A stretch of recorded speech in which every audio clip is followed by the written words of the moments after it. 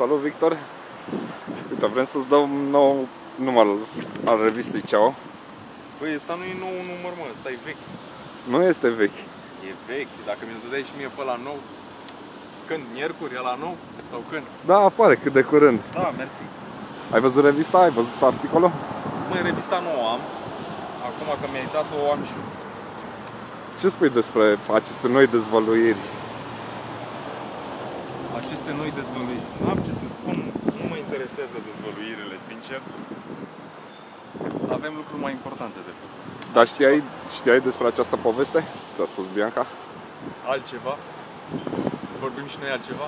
Tot spunem că sunteți împreună, vă despărțiți, sunteți împreună, iar vă despărțiți. Cum sunteți acum?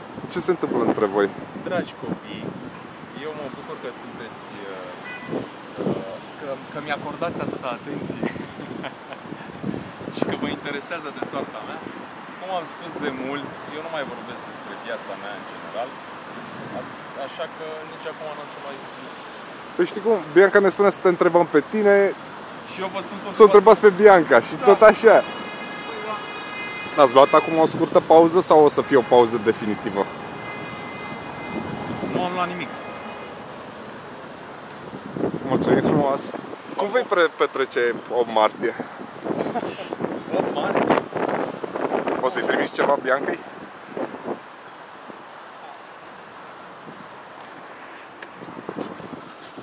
Te gândești la altcineva? Să-ți refaci viața? Da, mă gândesc la 8 martie la mama, la sora mea. Am lucruri de făcut. Ce cadou îi vei face mamei tale? E surpriză, îți dai seama. În primul rând, un buchet mare de flori. Hai. Mulțumim, Victor! O zi frumoasă! Pa.